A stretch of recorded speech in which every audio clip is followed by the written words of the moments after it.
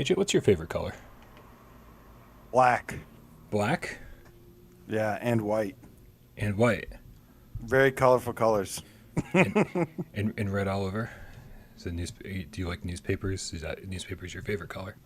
Our newspaper's kind of gray, They are. I feel like that joke was always kind of not accurate. and they're always mush and destroyed in my driveway.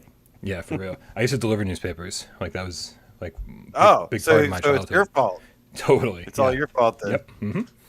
Yep. My fingers would be totally black afterwards because of all the ink and everything. After like throwing tons and tons of papers, it was an absolute disaster. So why the newspaper reference? So you're saying there's are you alluding to maybe there might be some news today? Maybe it's time for some news. Stop it. All right, let's start the show.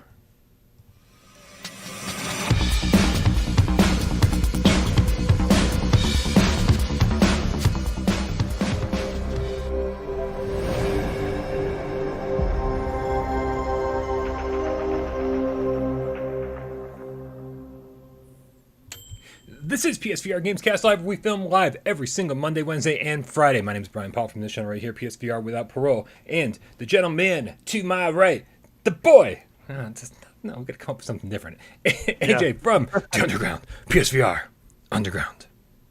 What is up, Brian? What is up, Game Cats? Happy Wednesday. Woo! What a Wednesday it is indeed.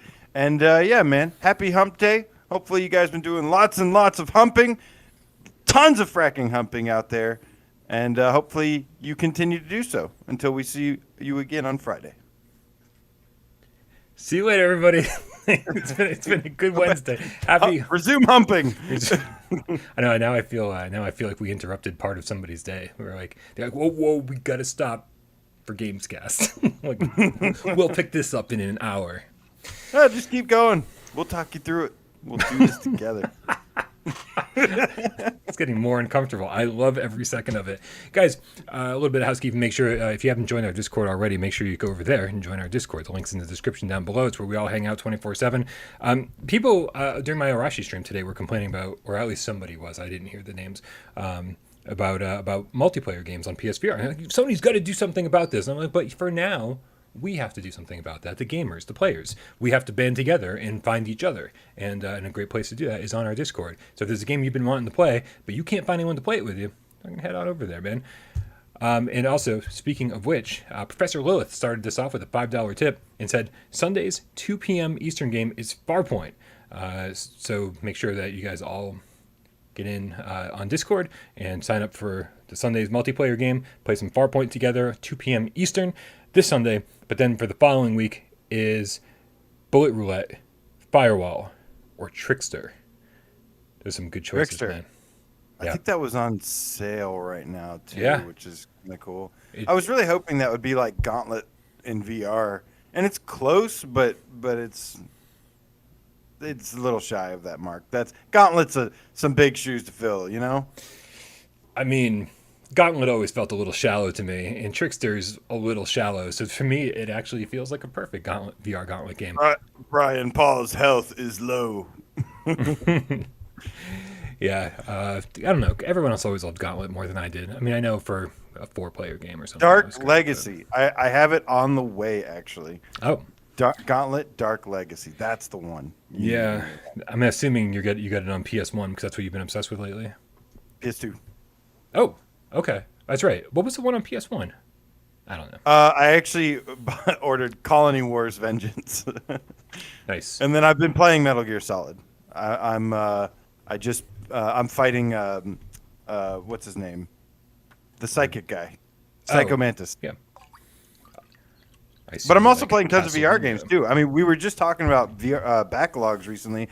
I actually do have some VR backlog games. I'm playing. I'm continuing Static because, you know, long story short, I never finished it, and I'm having a blast with it.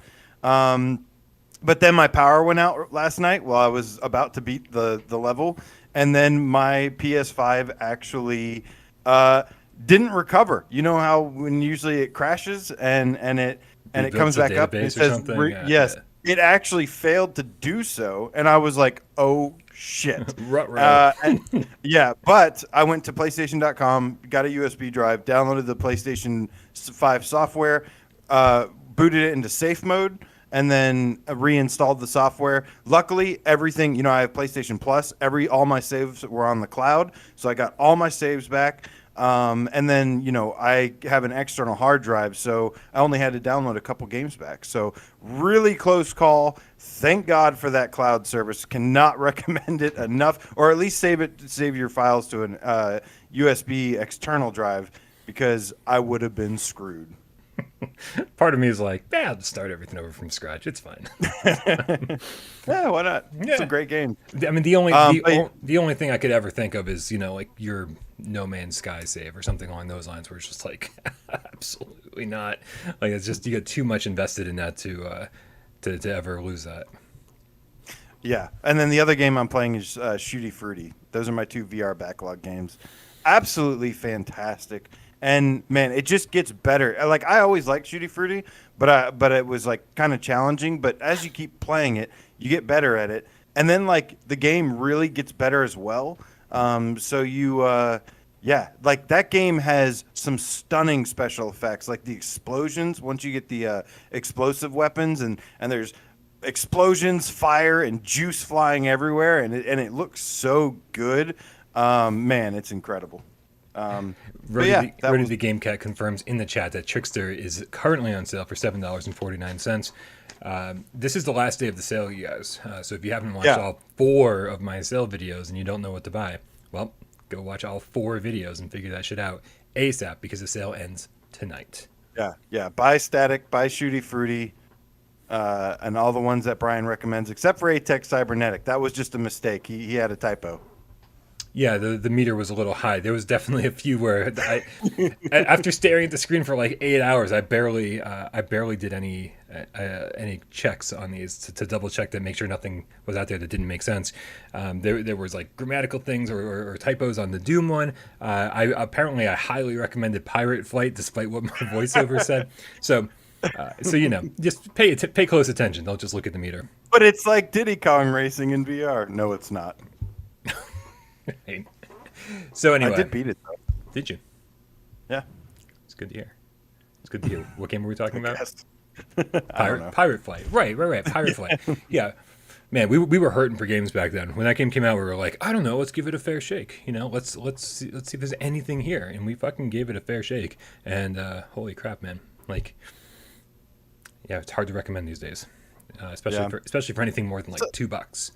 Sometimes we got it so backwards, like everybody does sometimes, where like a game could get so much right and we're so critical on it just because we're disappointed it got those few things wrong. And then there could be like this crappy game that like has some charm or some redeeming qualities, and we're like grasping onto those redeeming qualities so much. So something I've actually been thinking about, and I'm like, I got to be careful not to do that.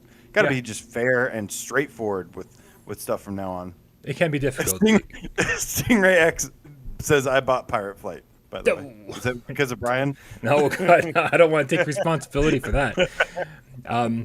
Yeah, it's tough. It's tough to review games, and especially when you look back at things and you say, man, we really spent so much time talking about all the negatives.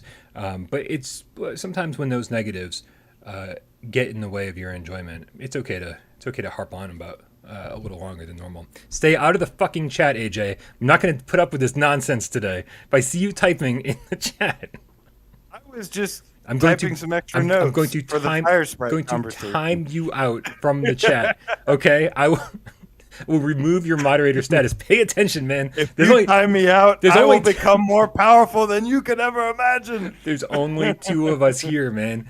If you're not paying attention, I'm listening. Only 2 of us, right? That what were you saying? when there were 3 of us here, you could zone out. You could totally tune out the conversation for a minute and be okay. I think that takes care of all the housekeeping. I do want to say one quick note. I know that a bunch of people, we have a new lot of Patreon supporters. One thing I want to point out real quick is that the list gets updated on the first of every month. So if you're like, oh man, I'm a Patreon supporter, how come that list isn't updated? How come my name isn't on there? It's because it gets updated on the first of every month. That's after the payments go through. Otherwise, everyone could just sign up for it and get your name on the list all month long and never pay anything. So that's why that happens. But we do appreciate all of you guys. Patreon.com/without parole games.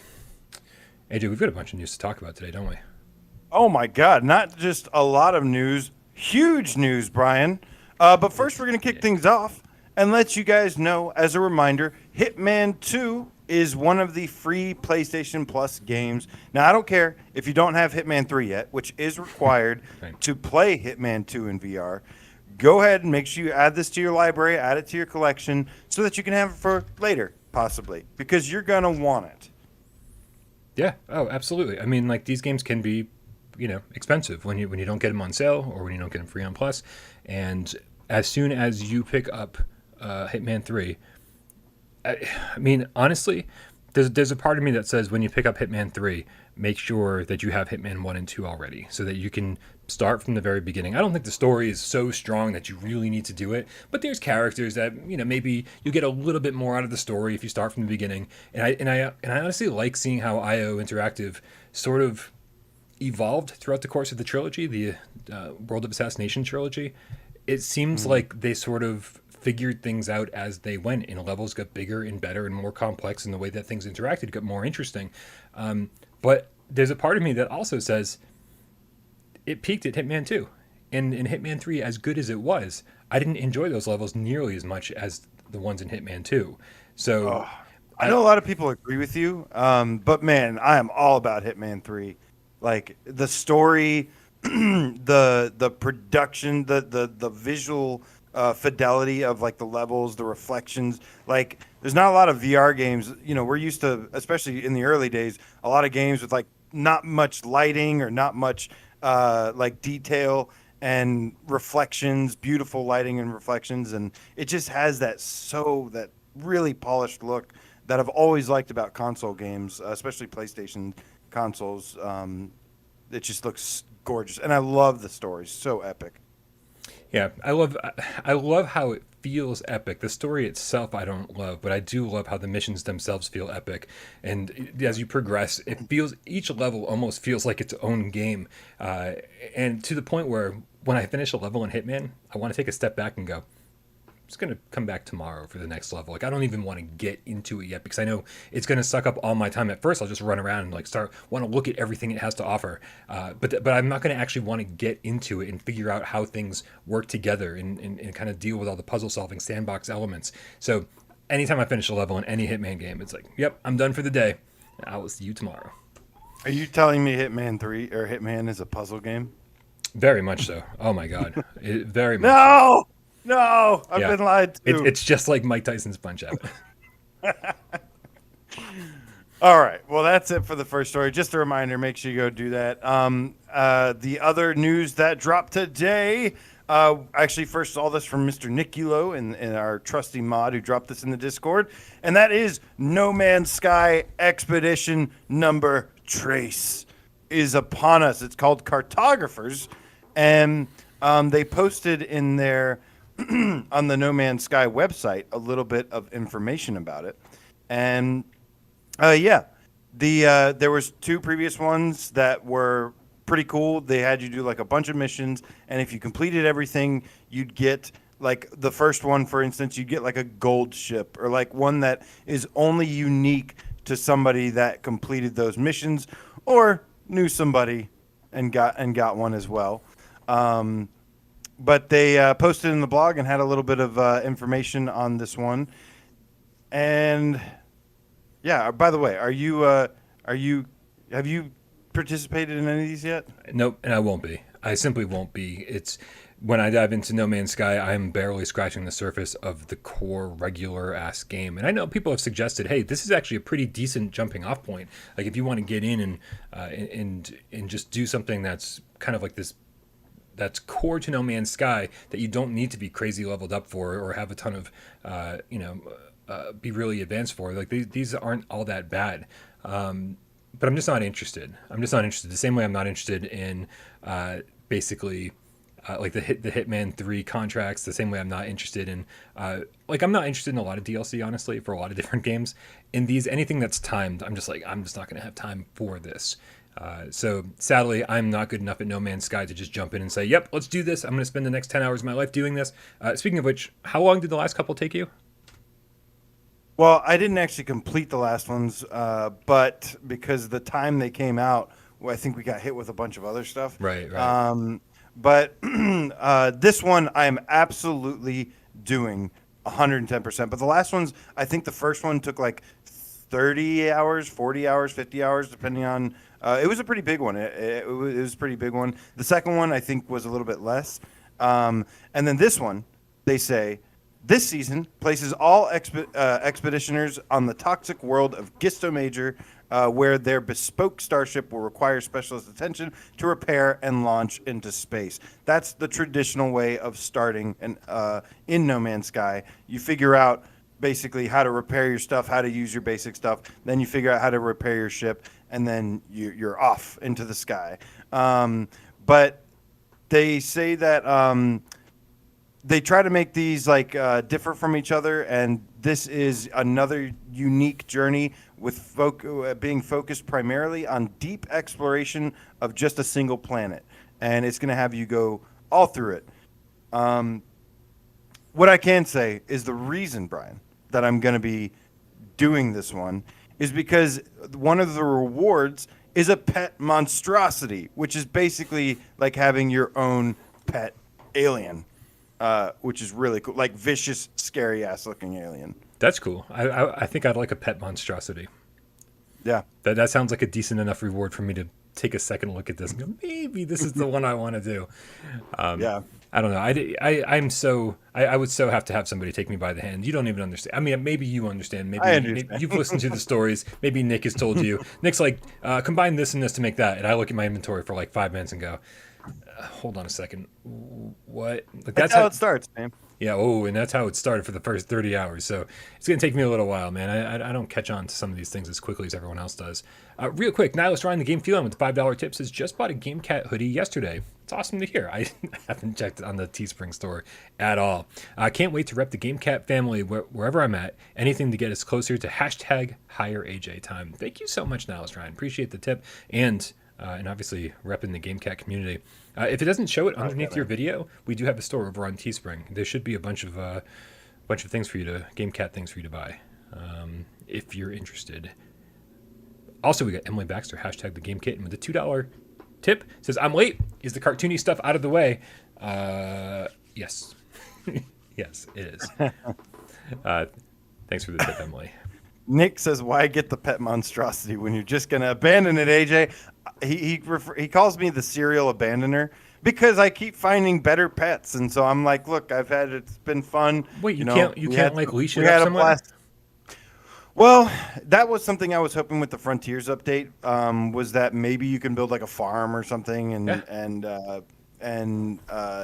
keep them. But no, I mean, the easiest thing you can do is really just put a base computer at that planet, and you can always go back to that planet and acquire them again, because the Companions update was one of the biggest updates I've ever seen for this game. It like added so many more hours for me, because now you're not only like exploring and looking for new cool looking animals, but now you get to keep them and ride them, and you can modify them and breed them and like all this crazy shit.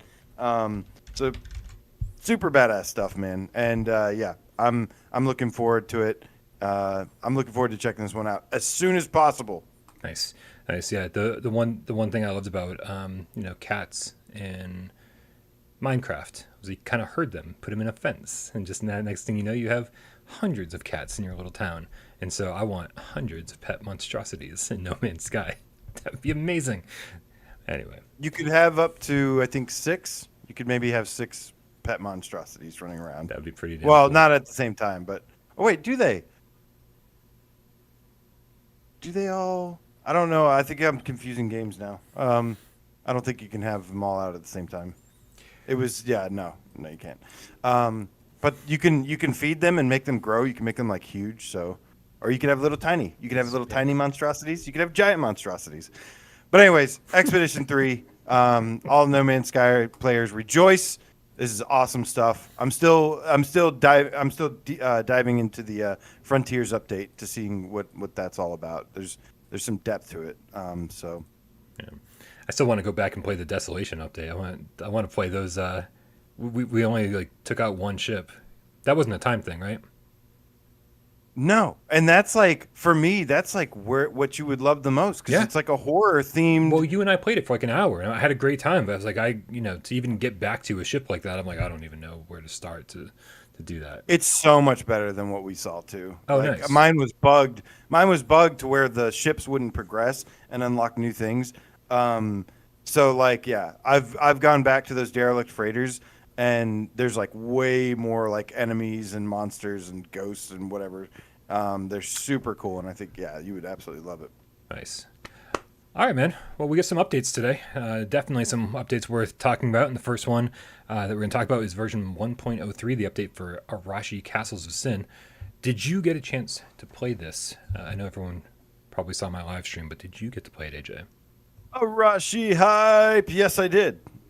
And they added a whole bunch of stuff. If you look at the thing that they posted, patch 1.3 is a PlayStation 4 Pro patch with improved resolution, improved anti-aliasing support, increased LOD distance, increased shadow distance, anisotropic. Anisotrophic, thank you. I'm just guessing. No, that's right. I was like, did they miss? Because I'm so used to the antiscopic or antiscopic. So I was mixing those. Anisotropic filtering turned on. I have no idea what that is. I have to look that up. And improved stability. And yeah, man. So I hated that I had to. The main part that I really wanted to see was the safe house, the place with all the cherry blossoms. And so I mean, I had heard your thoughts on it. You had told me what you were thinking. Yep. But man, for me, I definitely noticed a difference. It's not as much as like a PS5 patch would do, or it's not like this like unlocked resolution or dynamic resolution where you're on a PS5 and everything just looks perfect. But like the safe house area was the big comparison for me, and it definitely looked more clear in overall. Some of the bushes and stuff still the same. Yeah, so when I first loaded into the safe house and saw the courtyard there to me, I was like, wait a minute, did the patch install? Because to me, I was like, wow, that was the one I was expecting to see the biggest difference on, because the developers at one point had said there's a bug that's keeping that area from looking the way that it's supposed to. And so when I was like, okay, well, they probably fixed the bug, and on top of that, we got this version 1.03 Pro patch. So this area is going to look amazing. That's going to be the biggest difference that we see. And I loaded into that, and I was like, uh-oh. I was like, well, maybe they didn't fix the bug, and that's why this area still looks the same to me. And when I loaded into the game, I said, I don't know, man. I'm like, for me, it felt a little bit like a placebo effect. If they didn't say there was an update, I probably would have been like, I don't think I noticed an update. And so it didn't scream anything major to me. I talked to the devs, and they said that the resolution was actually improved by like 50% for the PS4 Pro. So it is there. It is there, and I just don't know if it's the art style or the nature of the game or the lighting or whatever it is. But to me, it wasn't abundantly obvious from the get-go. I think it was already a really good-looking game, and that's what made it hard to tell at first. But the second luckily, I had so little time, but I was like, I have to see for sure. Yeah. And the things that I was looking for all passed the test. That area, the trees looked a little bit clearer, because that whole place, that first area, the game is beautiful originally, but that first safe house area was like smeared in Vaseline. Yeah. And that's no longer the case. Now, like maybe certain parts are a little blurry here and there, but the whole thing is like clear. Everything in the game to me just looks a little bit more clear. When the enemies ran up to me, like I could see all the detail of the enemies. They weren't like these little fuzzy, like really hard to distinguish the detail on them. Like you could see all that stuff a lot better, and that's what I noticed the most. And yeah, I wish I had played this more recently to get a better side-by-side comparison, because if I had played this, I think the last time I played it was on stream, and I think that was launch day. I played it for, I think, a couple hours on launch day, and so that was a while ago. And, I love this game, and I think it's just going to keep getting better and better and better. But to answer the Wandering Gamecat's question, says, but is Arashi now a better game? I don't think it's, as I was saying during the stream, I don't think this is the patch that people were waiting for. Like, if you haven't purchased the game yet, you probably weren't like, oh man, the graphics suck and I'm waiting for the graphics to get better. You were probably saying, the combat doesn't look so great, and maybe I'll wait for that patch. And I do think that that's the patch most people are going to be waiting for. So is it a better game? It's a slightly better looking game, but I don't think it doesn't play any better currently. I got to tell you, man, I watched some of your stream, and I caught some of it as I was leaving work, and I was listening, and I saw what you were doing. I saw you swiping at the enemies, and it was not registering. Dude, that does not happen to me. I even tried to swing exactly the way you were swinging. It was like a right hand cross kind of slash, and I did that. Everything registered, and I was like, "What the hell is wrong with his game? There is something wrong with your game, dude." Because I'm telling you, and I don't think it was always the combat that was the problem. I think more specifically the sword fighting we wanted a little bit enhanced. For me personally, I wanted like the sword. Definitely. When I said combat, I definitely meant sword fighting. Like that's pretty much. It's more specific to me because I felt like the combat is actually pretty good. But the sword fighting, the feeling, I want the weapons to feel a little weightier and feel a little bit more like simulated physics behind it. But dude, that I swung every single way. I was taking on shinobis, or I was taking on ninjas, samurais, left and right, and I was blocking. I was trying to imitate what you were doing, and I was swinging really fast. I was swinging the same angle. I was swinging from other angles, and I could not replicate what you were doing. So I don't know what's wrong with your game, man, but it's broken. Well, this is the nature of bugs. That's the problem. This is why games get released with bugs, because the people playing it people experience different things in different situations, and who knows what the situation is that makes me playing it with the exact same controllers and the exact same camera on the exact same console with the exact same headset as you, but for whatever reason, I've got a bug that makes me miss an enemy over and over and over when I swing too fast. And so I feel for developers out there, because if you didn't know how difficult it is to make a game, well, fucking good luck trying to bug test a game when especially a small team of people, and I'm assuming most of them are not experiencing that bug. So it's like, how do you even fix a bug if you can't experience it for yourself? I mean, it's got to be frustrating as hell. Well, it's got to be. I know it's frustrating for you too, as the player. That.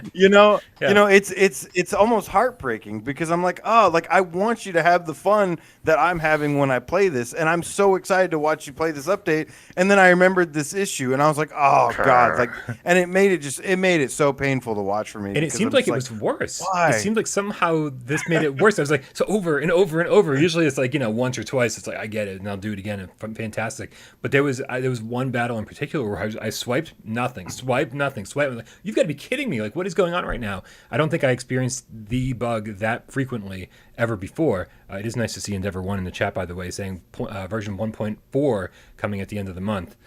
So fingers crossed, man. Fingers crossed. And we got a couple tips here as well. Scott Jesco, PSN, Harry Fella, PSVR Gamecat for life with the 2 quid donation, says hashtag hire AJ and smash the like button, Gamecats.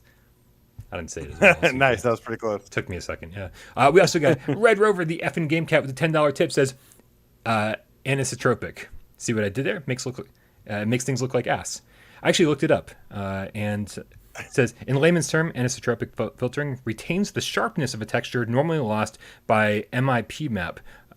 Textures attempt to avoid aliasing. Yes, better texture filtering is what Endeavor 1 said. And that I noticed that when I was playing, I noticed the textures looked better. They looked cleaner. They looked more detailed. They looked crisper. Like everything looked a little bit. Yeah, like, well, especially up close, it's like when you're standing 5 feet from something, it just looked sharper Yeah. from standing that close than it used to. And I play this game a lot on Saturday Night live streams, so I have it kind of fresh in my memory. So that's helped a lot in my case. In all fairness, if you look at the patch notes, the image, it doesn't say improved resolution. It says improved resolution. And so, in case it was really just, in case it really was a placebo effect, they never actually claimed improved resolution. They said improved resolution, and I'm not going to Google that. I don't know what resolution means. I wonder if it is supposed to be anti-trophic or anti-scopic filtering or whatever, and it's just like anisocopic. I don't know what it's Man, I don't know. I don't know. Their copy editor is. Antiseptic filtering. Awesome. But listen, Arashi, no matter how you look at this update, Arashi is a fun game. It made our top 25 list. We love it, despite a few small gripes, and those gripes seem like they're being addressed. So very, very excited to see where Endeavor One takes Arashi. Speaking of games that required updates and finally got them, we got another one. Yes. What was it, man? Talk to me. I gotta switch scenes here. It is the day of the definition patch. Sniper Elite VR, another game that recently made our top 25 lists, got a huge patch, a bunch of different. Actually, this one's a little bit different. This one, I think, is a lot of little things. More so, I think the Arashi one was actually a lot bigger. But yeah, they added a slew of updates that have added new difficulty modes, including customizable difficulty, where now you can actually select to have wind, like the wind affect you, the bullet drop. Let's see, bullet drop, wind, the difficulty of the enemies and AI. Which, I mean, right there, I feel like that makes it a huge patch. Like if all we got for this first update, for this first major update, was, hey, new difficulty levels, to me, that's fantastic. That's all this needed to be, to say, hey, we got an awesome new patch for Sniper Elite. Here's a reason to replay it. New difficulty levels. I love that. Yeah, I think I was pretty happy with the normal one. I mean, there is a big difference, especially if you want like that hardcore. I guess it kind of brings it more into that sniper sim once you raise the difficulty, which is good. Like if you want it to be more like a sim kind of thing, simulation. But the other thing was that they added, I think it's FSAA. It's another anti-aliasing option, which you can turn it off or on. And I believe this was on at first, and now it's like set to off, or I don't actually know which it was set to, but mine was off, and it looked, to me, seemed like it looked a little sharper. I see this update to me was almost night and day. Or I said, because it was the same thing that happened when Firewall first gave us the option to turn off anti-aliasing. It went from being a little bit fuzzy, like everything was just a little bit fuzzy, to being, okay, cool, now we've got crisp, clean edges. I wish every game, if any developers out there are listening, I wish every single game, especially for this generation of PSVR, gave us the option to turn off anti-aliasing, because I think too many developers out there think, oh, these jagged edges look rough, I would rather smooth everything out. But when it's this close to your face, it just looks blurry. And it's like, just turn that shit off, man. Anti-aliasing takes up so much processing power on top of everything else that, like, just let us turn it off, man. Like, and I think a majority of us, please speak your mind in the comments. I want it in the chat. I need to know if I'm alone on this. But I think games look so much better with anti-aliasing turned off. Sometimes it's a huge difference. Sometimes it's not. But I always prefer it off. Everything just looks a little cleaner, a little sharper. There's only one game that I prefer it on, and that's Firewall 0 Hour. It's too jaggy once you turn the AA off for me. But majority of games, I think like Swordsman was one of the first, because I had it. I was like thinking to myself, no, I always like anti-aliasing on, get rid of those jaggies, and yeah, you kind of can sacrifice a little bit. Like it makes the picture maybe a little fuzzy sometimes. But and to me at least it was smooth when it comes to Firewall. But then there's other games where it's like, yeah, just turn it off, and the only thing you notice is like it's just much sharper now. We have some good comments in So the chat, man. LC2552 beats the musical Gamecat says, damn, that got me hyped. Red Matter is a great example of that. Dude, being able to turn off the anti-aliasing Red Matter, it went from being a great looking game to an extremely, extremely awesome looking game. I love the way Red Matter looks without it on. one of the best looking games. I'll say it over and over and over. One of the best looking PlayStation VR games, hands down. Yeah, 100% agree. So this was great, man. Every single time, I got the bullet cam, the kill cam, and I got or the X-ray cam, whatever the hell it's called. I was so happy. I was so happy because seeing that all that up close looked a lot clearer, looked a lot better. I thought everything looking down the scope looked a lot clearer. I'm excited to turn the difficulty on this up and play through it again. I was really, really impressed with this, and especially when we first read the patch notes, we were like, uh-oh. Like, it seemed like the other headsets were the ones that got the biggest updates. And I was like, oh man, there's no PSVR specific patch notes that make me go, oh, this is going to be a much better looking game. But all it took was being able to turn off the anti-aliasing, and now I'm like, oof, this is the improvement I was looking for. Well, the other improvement I was looking for was they turned off they adjusted the blinders, so now you can completely. I know, seriously, music to our ears, right? That one to me is like, yes, I'm super excited about that. But that's the kind of update that's like kind of hard to get excited about because it's like this should have been here day one. Yeah, agreed. But that being said, like thank God they did it because it was just like there was no point. Like an explosion would go off in the distance and I guess when that would happen, it would shake the screen a little bit. So they felt the need. And I'm like, why did you even add this in here just to put blinders around it and can't even see it? So it was like such a weird design decision. But it's officially gone now, which is great. Right. So not just the one when explosions go off, but also the one when you're in cover, right? Which always felt confusing to me anyway. I was like, just fucking get rid of that shit, man. It's like, I'll know if I'm not in cover when an enemy spots me and goes, hey, you over there. I'm like, oh, God. That's close. That's good enough for me. I do want to give a shout out to Super Cool Video Bro, the $10 tip. Says, I'm a huge fan of the show, and this is the first time watching live. Still trying to think of a creative Gamecat username. Do you think NGVR will have a better viewing experience than the HP Reverb G2? Okay, first things first. Super Cool Video Bro is a great name already, so I'd love it if it was Super Cool Video Bro, the Gamecat. Like that is already a memorable name. I'd hate for you to lose your identity when you join the Gamecat community. I think you can get a little bit more Gamecat adjacent with it. We'll see. Let me think about it. Oh, AJ's gonna ponder this one for the rest of the show. Now he's officially checked out of the conversation.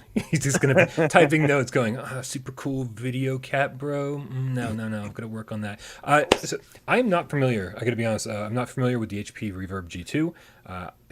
The extent of my other VR experiences, I played the Oculus Go when that was a thing. I just picked up, you can see the white box behind me.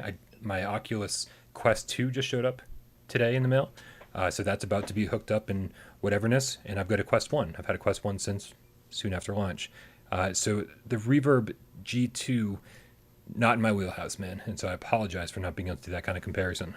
Been very PSVR focused for 5 years, so sorry. Yeah, for me, I don't care. Like, I mean, the next gen VR for PlayStation is where it's going to be for me, regardless. I couldn't tell you about anything about the other headset as well. I'm sure it has its ups and pluses and minuses, just like every headset does. But I mean, you want the games, you want the PlayStation exclusives, you want those hybrid AAA titles, you want all of that, and that's going to be on NGVR. So games alone, like the headset could differ, it could be better in one way or not, doesn't matter to me. The games are going to be here just like they've always been, and specs are not. I don't care about a slightly higher specs if it doesn't have any games. There's just no reason to care. Totally agree about the games, but also I think that PSVR 2 and the power of the PlayStation 5, along with a bunch of different hardware rendering tricks and software rendering tricks, are gonna make this leap forward so much bigger than we've ever seen before. That I don't think we're gonna be pretty much on par with PC VR headsets. I think everyone's gonna be pretty surprised too at that. Because they're like, oh, PlayStation 5, it's still a console. It's going to be outdated next year. As far as PC is concerned, I think there's enough hardware rendering tricks that we're going to see that's going to keep us pretty much on par with PC for a couple of years, so I wouldn't worry too much about it. Sniper Elite's awesome, man. Sniper Elite's awesome, and I'm so excited that we got this huge update. But that wasn't the biggest news for me today. I think the biggest news for me today was something much, much bigger. Stay out of the fucking chat. I see you typing. Listening. We got news that was much, much bigger. I can do it for 2 seconds, man. There it is. I was just staring at the chat. I was like, when's this comment Get off my case, Mom. Oh, man. Hopefully you guys know I don't really care. I just like giving AJ a hard time about literally everything that he does. Everything. As his future employer, I'm trying to put the smack down early. Oh, man. Dude, news came today that Sony bought Firesprite. How cool is that? Woo. Dude, that's amazing. And like the story behind it goes even deeper than that. That is incredible news. The persistence is what they made before. This is the first acquisition of Sony of a company that we know for being like a VR company. I mean, as far as I know, okay, so they had the PlayStation blog article. This comes from Herman Holst, head of PlayStation Studios, and he says, after a number of years closely collaborating on several games together, including the Playroom and the Playroom VR, I couldn't be more delightful to welcome Firesprite to the PlayStation Studios family as our 14th studio. Quite a few members of Firesprite come from SIE's Studio Liverpool, and we're thrilled to welcome them back. Firesprite is a creative and ambitious studio that is exceptional at building incredible experiences that truly showcase the potential of our hardware. Building stuff that shows off the potential of hardware. What hardware do you think they might be getting ready to showcase, Brian? Well, I would have said PlayStation VR before today, but a lot of what these articles are saying, a lot of what PlayStation is saying, a lot of what Firesprite is saying, they're saying that Firesprite's a really great studio to push hardware forward, but they're also a really great studio to sort of flesh out the PlayStation catalog, the PlayStation stable of first-party games, that they're doing things that other first-party studios aren't doing, which is kind of crazy when you think how many first-party studios there are. This is the 14th studio. Is like, you're telling me that they're doing shit the other 13 haven't been? And when you look at what Firesprite does, absolutely. But they're totally saying that just because their last game was a PlayStation VR game, don't expect that they are a PSVR or PSVR 2 exclusive studio, which I found fascinating. I was like, well, why wouldn't you be hiring them for that? Why wouldn't you be making sure that they're part of your first party for that? And I think the answer is clear, AJ. I think because they're going to be a shining example of what a hybrid game can be. And so, yes, they're going to push PlayStation 5 forward, and they're also going to push PlayStation VR 2 forward simultaneously. Yeah. To me, I mean, I think that's an obvious thing from the leaks that we've gotten. So maybe not super obvious but yeah, I think their next game could definitely be a shining example of what a hybrid is capable of. The persistence is already a hybrid. They started with the PSVR version and then actually ended up making a flat screen version as well, and it translated perfectly. There is a thing in the back of my mind that's saying, okay, well, there's one thing. Look, the persistence. I thought 2018 was going to be like the year of Moss and all about Moss. Moss was my most anticipated game, and I thought it was going to be like revolutionary. 2018 had other plans, but I still love Moss, of course. But when Moss was my game of the year, and then out of nowhere, the persistence comes out, and I was like, I put in maybe 20 hours. I think it took me like 15 hours to beat the main campaign the first time, and then I have a total of like 40 hours in this game, and I've got the platinum trophy because it's just that good. I'm a huge fan of BioShock 2, and I wanted BioShock 2 in VR more than anything else. Still might get it, but then the persistence came out, and I was like, okay, I got my my System Shock 2. Thank you for clarifying that. I was like, there's no way you like BioShock 2 more than BioShock 1. Yeah, System Shock 2. I'm so sorry about that. But yeah, it ended up being like my game of the year, And then, of course, like Astrobot and Firewall happened. So it was a really competitive year. But yeah, that the persistence, I actually got tired of telling people how much they need to go out and buy it because I liked it that much and just felt like I was it was falling on deaf ears. I felt like I kept saying over and over and over, like this game is incredible. This is a top 10, top 5 even maybe PSVR game, and it's just super high quality. Yeah, it was a little bit frustrating to see that happen because, and I mean, I think the only complaint you could really lodge against the persistence at all was that, you know, people wanted the move support. People wanted that extra level of immersion. And I get why they made it DualShock 4. I get what they were doing. But it would just be really difficult for me to say, hey, you shouldn't buy the persistence because they didn't add move support. So, yeah, as one of the best PlayStation VR games, it was interesting to sort of see how it all went down, kind of like, you know, learn about what the sales were like. And then on top of that, watch it become a flat screen game, right? Not only a flat screen game, but a cross-platform flat screen game. It came out for the Switch, it came out for the Xbox One, and it just felt to me like that Sony was. It felt like they were screwing up a little bit. It's like Sony had this amazing team that made an amazing game for PlayStation VR, and they were letting them go, like losing their grasp on them, and saying, "Oh yeah, go ahead, make it for flat screen too if you need to make more money. Oh, go ahead, you know, port it to other consoles, flat screen if you need to make more money." Because this is not a game to me that screams amazing flat screen game. This is a good flat screen game, an amazing VR game, as a lot of VR games are, in my humble opinion. And so it's really nice to see Sony kind of like rein them back in and say, nope, we let you do your thing. Hopefully you made some fucking money off of that shit. But now you're all ours and we're going to move forward with you. And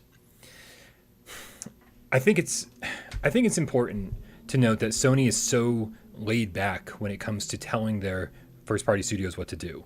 They trust all of these studios to do whatever their vision is. And I think we actually saw, you know, that doesn't always go over well. But for the most part, Sony doesn't tell their studios what to do like Microsoft does. Microsoft has killed studios before. Like Rare. Remember Rare? Oh. I think by making, I think they did all the Kinect sports games or whatever the hell that was. And then we never saw Rare again. So it's really nice to see Sony say, hey, we trust you, Firesprite. We like what you're doing. Keep doing your thing, man, and come do it for us exclusively. I like that. Rare died for me when they remade Conker's Bad Fur Day and changed the beer to milk. How dare you?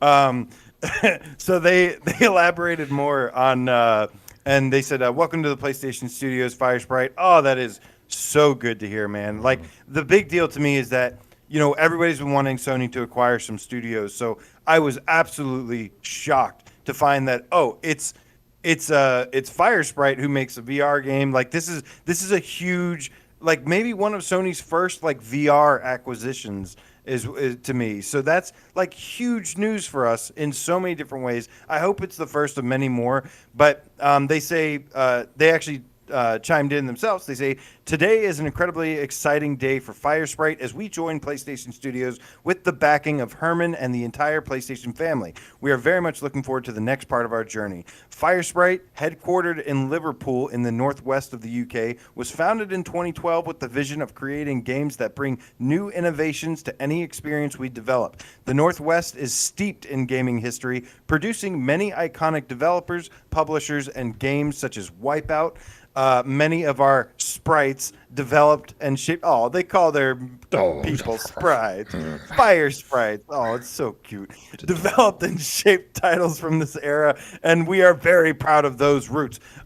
We've had the pleasure of working with many talented developers and publishers across the industry, and PlayStation in particular has been a friend and co-development partner for the best part of a decade, collaborating together on many exciting projects, including the Playroom, Run Sackboy Run, and the Playroom VR. So they do have some history, like a lot like White Moon Dreams, who I would love for Sony to get White Moon Dreams next. Yeah, they've had a long history with PlayStation, and that probably has something to do with this. They're based out of the UK. There's a lot of pride in the UK division, especially, you know, like they mentioned Wipeout. Psygnosis, I know was out of the UK before. Who made? I was just talking about Colony Wars, and a huge bunch of other PlayStation games. So They I did know Colony this means Wars. a lot. What? They did Colony Wars, huh? Yeah, I know. Well, it's a lot of these people. Like, there's so many members. There's so many experienced developers that are like core people in that have contributed in several different ways from PlayStation UK division a long time. Yeah, they made like Roll Cage. Not these people specifically, but Right. It was made up mostly Psygnosis employees, so I get why we're going down this path. The reason I brought up, I was confused because I remembered them. They made G Police, and I was like, wait a minute, they yes. also made Colony Wars, because I always thought of those two as kind of competing in my head back on the PlayStation 1, like which one's the better one, G Police or Colony Wars, and I thought they were both pretty fucking cool. So it was nice to see. I think I'd go with Colony Wars, but they're both great. I think so. Yeah, I think the G Police sequels were far better than the first one. But they were so strange, man, because obviously like what the Wipeout games were always so slick to me. I remember when Wipeout XL came out, I was like, I can't believe this is running on a PlayStation 1. And then I bought Destruction Derby 2 almost because it was a Psygnosis game, and I had the same exact feeling. I was like, how does this game look this good on a PlayStation 1? The textures were super sharp, and it was running at 60 FPS, and it just looked amazing. It felt amazing. And then they started to have this weird downfall later on, where they made these this weird like hoverboard game, Cyberdeck or something like that, and then City of Lost Children was their take on like a Resident Evil type game, and it wasn't that great. But still, I mean, what an amazing team with an amazing history with PlayStation. So it's very, very cool to see these guys back. So I was listening to Kind of Funny while I was working. I really didn't want to, because like I didn't want to have any influence, but shout out to Kind of Funny Games because they are awesome. But it was Blessing and Andy talking, and nice. I think Greg chimed in for a minute too, and they were talking about how this company Firesprite is 250 employees, and that's double, or that's I guess more than Media Molecule and the other first party studio, Media Molecule and Sony London studio combined. Wow. So huge team that they have acquired. And they were also talking about how they are developing a couple different projects. Sounds like they have a couple different things in the works, not just one project. So you'd have to imagine that's what's going on. From what they said, they were probably going to be working on. They're working on some really ambitious, game-changing multiplayer shooter, which sounds like there's a couple teams doing that. I think End Dreams is like working on that as well. Mm-hmm. They're also working on a dark narrative-driven game. And then, we also heard back a while back that Firesprite is working on a huge multi-million selling IP. Yeah. And I think, Brian, now I'm not going to say anything right now, but I need to do a little digging. But I think I have cracked the code, and I think I know what Firesprite big IP they're working on is. Yeah, this comes from actually a job listing back in, I think, 2019. I said, we're seeking experienced 3D modelers to work on a variety of projects. One of the projects is a globally recognized multi-million selling IP. Another is a big budget, brand new IP. In any case, the projects are exciting and are bound to be creatively stimulating, which is where that came from. And it just continued to get we've gone further down the rabbit hole over the last couple of years with that. But yeah, you said that the team is 250 people, and back when the PlayStation 4 launched, these guys, we always give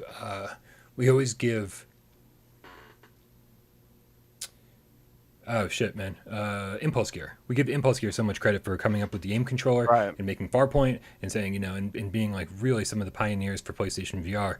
But well deserved credit. Of course, but Firesprite was kind of there from the beginning too, and they actually were there and helped develop the launch camera tech on the PlayStation 4, and the Playroom, and that was when the team was only 20 people. So just in the course of one generation, their team is 12 times bigger than it was just one generation ago. Yeah. So these guys are absolutely killing it. So very, very cool stuff. Yeah. Might have been one of the. I think to outsiders, I think this might have been kind of like a strange acquisition. I think if you just saw, oh, they made the Persistence, be like, really? Like, don't you want to pick up a studio that's got a little bit more, a bit more of a catalog behind them? But I think these guys are. I love this move. I love this move. This is why I've always been a PlayStation guy, because it's not always been about what's going to make the most money. It's what's going to make the best games. And my only concern, which I'm not very concerned about, is like we were saying, the Persistence, as much as I love the game, it was limited to DualShock only. And you had an interview with them. You interviewed Firesprite, and you asked about move controllers, and he almost acted like he didn't know what move controllers were. Yeah, he's like, what's and yeah, and it was like, what? I'm sorry. And so I hope that they've, I don't think this is going to be as much of a problem, because we know that the PSVR 2 headset's going to have the orbs. People are starting to come around. Developers are starting to become more educated, taking a look around in the VR scene, seeing these immersive gameplay features, and having that basic understanding. Stuff like that puts Saints and Sinners on the top over Resident Evil when it comes to the gameplay and immersive gameplay, interactive gameplay. It's just the move controllers, even with the drawbacks of tracking and whatnot, are still more immersive than the DualShock every single time. But no, I wouldn't worry. I don't think it's a bad sign. Because like I said, the technology wasn't exactly there yet, and I think the technology is going to be a lot better to develop for this time around. This is something we go through every generation, where something new happens. And everything takes a step forward, and some innovative, Sony tries to innovate, and then that first time they innovate, they go, okay, what worked here, what didn't work, they assess it, and then they evaluate everything, and then they make improvements the next gen. And that's how PlayStation has been so successful from the core. But yeah, man, super exciting news. I am stoked for this, and I can't wait to see what's on the horizon. Yeah, this is what I was going to say was that it might seem like a strange move from the outset if people aren't familiar with Sony or how they do things, or even Firesprite. But honestly, like, when it comes to seeing how Xbox does something versus the way that PlayStation does something, watching Microsoft buy Bethesda for $8 billion, I was like, that's a pretty powerful move. But that's buying an established company that's already done a series of things that, and no offense to Bethesda, I think that they've done a lot of great things, and I think they've actually done quite a few cool things for VR. But it also feels like a company whose time has passed. They're sort of, they seem to be playing catch up and trying to figure out how to update their engines to be more modern and keep up with the current stuff. They were killing it and very innovative a generation ago, but that would have been the time to buy them. I feel like Bethesda's kind of like on their way out. And especially after playing Fallout 4, it's like, okay, this is just kind of more of the same, even though it was a whole generation of consoles further than Fallout 3. Whereas I think Sony recognizes talent in smaller studios, and I would much rather see Sony buy 20 small studios for the $8 billion that Xbox spent on one studio, and basically bring us new and innovative titles all the time, exclusive to PlayStation VR, exclusive to PlayStation 5. I think there's just it's such a different way of looking at the video game market, the video game industry. And I think that it's the way that Sony does it is much more future facing thing. We're gonna roll the dice a little bit because we believe in these companies and we believe in their innovation and their ability to commit to a console and really push that console to its limits, which I think is exactly what Firesprite's going to be doing this generation. Yeah, I cannot wait. Yep. Super exciting times. Great pickup from Sony. Finally, we were getting a little nervous about when we saw Facebook acquiring Beat Games, and then what was the Pop One devs? What are they called? Oh yeah, Big Box Studios. Big Box, yeah. Big so Box. It's nice to see them kind of stocking up in their arsenal. Of developers, and I'll take Firesprite all day, every day. Yeah, they are awesome. Go play the Persistence, and you will understand that was a game, mind you, that came out when there weren't very many big games, and this is a complete full-length game, fully featured. Got me into roguelikes, which I never really were super familiar with. But, yeah. Yeah. All right. Speaking of playing awesome games, I think it's time to play PSVR 20 questions. I think I'm the host this time. Yeah. So, Also, yeah. real quick, Endeavor One has reposted on Twitter the picture with the correct spelling. Nice, Endeavor. Way to go, Ninja Cat. Sorry, Endeavor. This video is here to stay. We have proof of the original post. It's not going anywhere. I apologize. It's spelling also, there's the PlayStation Showcase tomorrow. PPO Kojima, the Silent Hill Gamecat, says, do you think this is going to be the beginning of a buying spree of VR teams? I don't know. I hope so. I'd like to see them get more. I like I said, this is a big bolster to their developers, and Yeah. you know, I think they're gonna slowly. Yeah, they just bought Housemark. I mean, it's gonna slowly probably be like a slow acquisition. I don't think they're gonna rapid fire stuff, but I think Firesprite's gonna be working on something huge. Yeah, I think so. I mean, it sounds like they're working on 3 huge things, which is fantastic. Yeah. I mean, it's 250 employees. I could see them making one game every few years. You know, I was just looking in the chat and somebody's like, Bethesda makes one AAA game every 4 to 5 years, and Microsoft overpaid. I was like, well, here we are. We're getting some pretty quality titles, hopefully, from Firesprite, and there's going to be 3 of them this generation minimum. So that's really exciting stuff. Guys, PSVR 20 questions. I'm going to put 6 minutes up on the screen, and then you guys and AJ have 20 yes or no questions to ask me. Try to figure out what PlayStation VR game I'm thinking of. Are you ready? Let's do this. All right, Cats. The timer's starting. Talk to me. All right. Does it use the aim controller? Yes. Go back to that oldie. Oh. Oldie but goodie. Okay. Is it? Let's see. So it's definitely an aim controller game. That narrows it down significantly. Is there multiplayer? No. No multiplayer. Is it World War II themed? It is not World War II themed. Okay. Ooh. Is it sci-fi? No. No, I wouldn't say sci-fi. That's not the genre I would go for. Okay. But I mean, you know, maybe a tinge, maybe a slant, possibly. Yeah. Is it horror? That's the genre I would go for. Okay. That's 5. Does it have? Does it start with a D? No. That's 6. No, it doesn't start with a D. Does not start with a D. Interesting. So it's a horror shooter that supports the aim controller. You're off and running. Is man. it made by Phosphorus Studios? Wow, this isn't going to take long. 7. Yes. Yes, it is. Made by Phosphor. Phosphor Studios. Studio. Okay. Yeah, I should have said no just to give you a really hard time. Because that's what you would have done that to me. Well, now I got to remember the name of the game because now I'm having a brain fart. I can't remember. You remembered the name. Phosphorus Studios, but you didn't remember. Okay.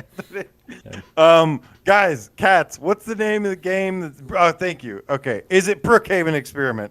It is the Brookhaven Experiment. That might Thank be you, Secrets of. one of the fastest 20 questions ever. The fact that you got the aim and the horror right off the bat, man, I think that was pretty good.